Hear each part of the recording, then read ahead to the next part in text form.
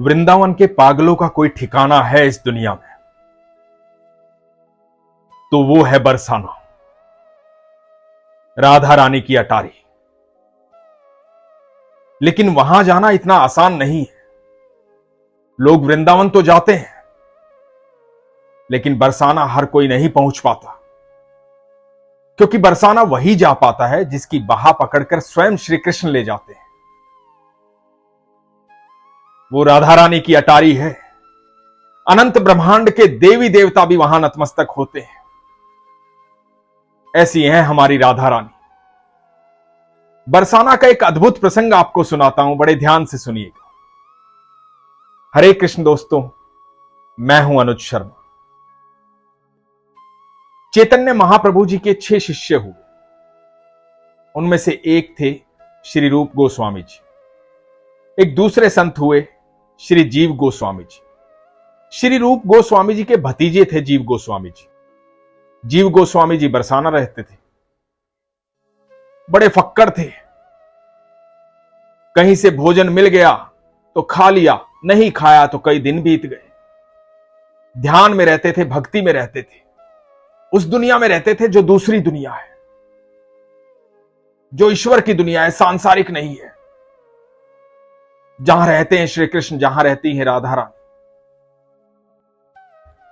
इसलिए हाल बेहाल की कोई फिक्र ही नहीं थी। रूखा सूखा जैसा मिलता खा लेते, कोई फिक्र नहीं थी।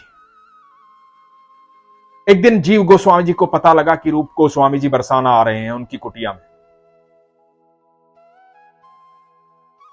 बड़े चिंतित हो गए, व्यथित हो गए। रूप गोस्वामी जी आ गए। मन में लगातार ये भाव आ रहा है कि कहां बिठाऊं, कैसे सेवा करूं। घर में भोजन की व्यवस्था नहीं है, मेरे पास तो कुछ है ही नहीं। आने की सूचना पहले से मिली होती तो ब्रिज में जाकर के कहीं से चावल ले आता, दूध ले आता, खीर बना लेता, आटा ले आता, रोटी बना लेता।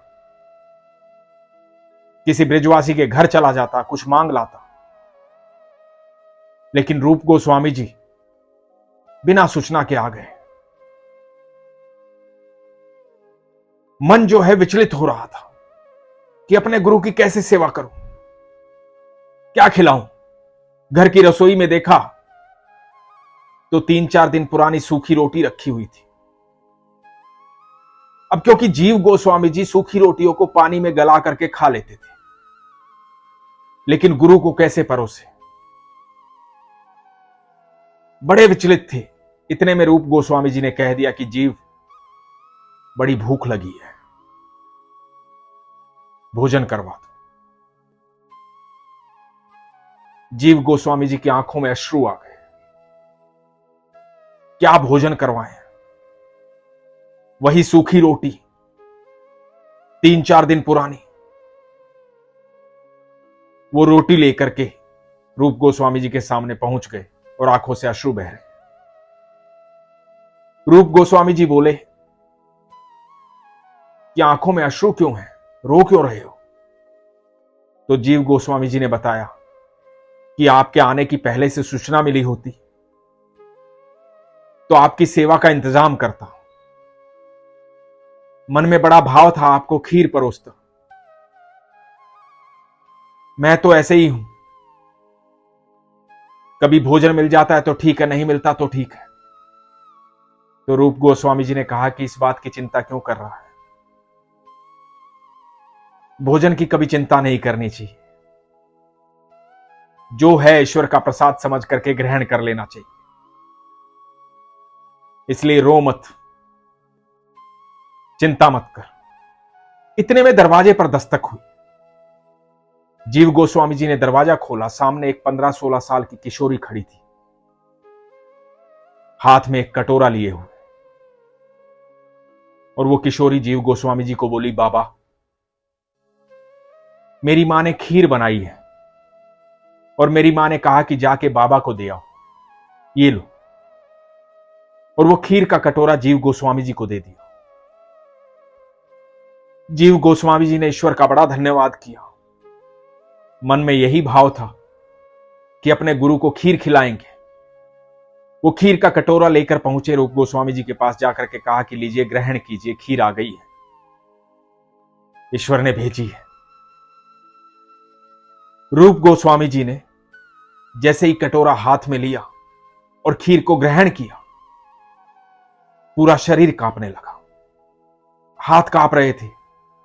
कांपते हाथों से, लड़खड़ाती जुबान से रूप गोस्वामी जी ने जीव गोस्वामी जी से पूछा कि कौन देकर गया है ये खीर। जीव गोस्वामी जी घबराए, बोले कि क्या हुआ। रूप गोस्वामी जी ने कहा कि बताओ ना, कौन देकर गया है ये खीर। जीव गोस्वामी जी ने कहा कि पड़ोस में एक कन्या रहती है, वो देकर गई है। उसकी मां ने खीर बनाई थी तो खीर भेजी थी। रूप गोस्वामी जी ने कहा कि नहीं, सच बताओ, वो पड़ोस की कन्या नहीं थी। इस खीर से अलग अनुभूति हो रही है। ये खीर स्वयं लाडली जी देकर गई है, राधा रानी देकर गई है। जीव गोस्वामी जी ने कहा कि नहीं महाराज, ये तो पड़ोस की कन्या देकर गई है, मैं जानता हूं उसे, यहीं पड़ोस में रहती है। रूप गोस्वामी जी ने कहा कि नहीं, ये पड़ोस की कन्या देकर नहीं गई, चलो उसके घर चलकर पता करते हैं। और रूप गोस्वामी जी और जीव गोस्वामी जी पड़ोस के उस घर पर गए। दस्तक दी। कन्या की मां की आवाज आई कि आती हूं। दरवाजा खोला। जीव गोस्वामी जी ने कहा कि मैया, आपकी लड़की कहां है, आपकी बिटिया कहां है।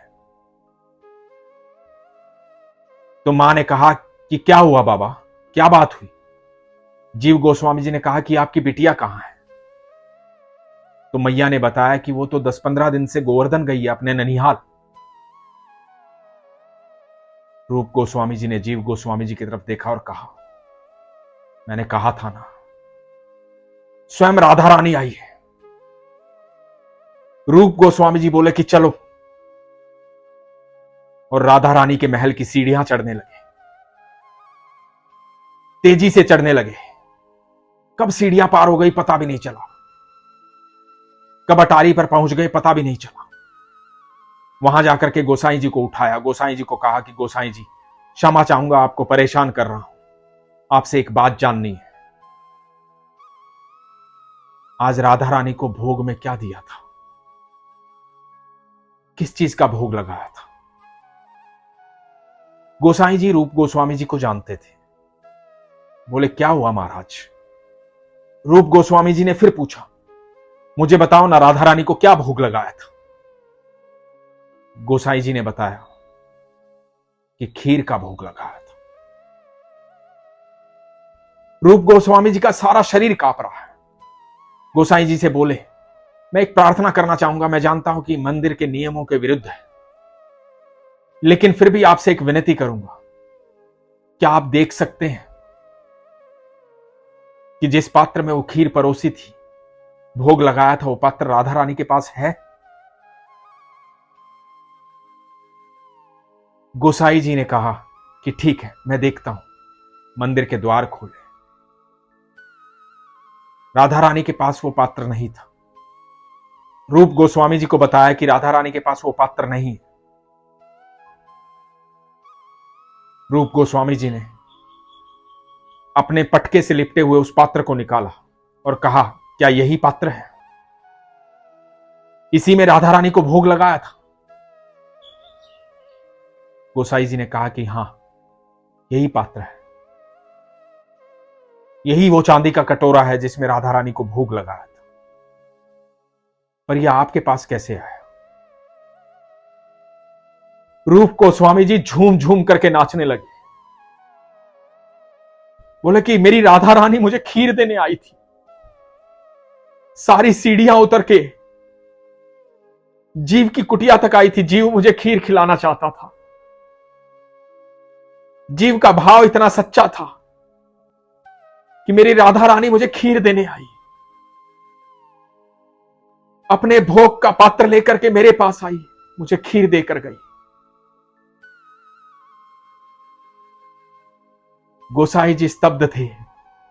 जीव गोस्वामी जी और रूप गोस्वामी जी नृत्य कर रहे थे, खुशी से झूम रहे थे। उसके बाद काफी अरसे तक रूप गोस्वामी जी बरसाना में रहे।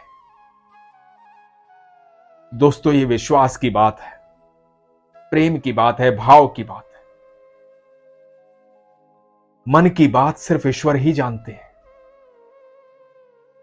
हम मंदिर में जाते हैं, जब भगवान के सामने खड़े होते हैं, चिल्ला चिल्ला कर प्रार्थना नहीं करते हैं। हजारों लाखों लोग मंदिर में आते हैं, बरसाना में, वृंदावन में, सब हाथ जोड़ते हैं, भगवान के सामने नतमस्तक होते हैं, अपने मन ही मन में भगवान से बातें करते हैं और उसी मन की बात को भगवान सुनते हैं और सबकी सब इच्छाएं पूर्ण होती हैं। ईश्वर मुस्कुराते रहते हैं, आपके मन की सारी बातें जानते हैं। जब भी आप अपने मन से, विश्वास से उनसे कोई बात कहते हैं, वो बात पूर्ण हो जाती है। लाडली सरकार के पास जाना आसान नहीं है। वो राधा रानी उस अटारी पर बैठती हैं जिस अटारी पर अनंत ब्रह्मांड के सब देवी देवता आकर के नतमस्तक होते हैं उनके चरणों में। स्वयं अनंत ब्रह्मांड के रचयिता भगवान श्री कृष्ण वो राधा रानी से मिलने बरसाना जाते हैं और जिसे वो बेहद प्यार करते हैं उसकी बाह पकड़कर बरसाना लेकर जाते हैं, उसे राधा रानी से मिलवाते हैं।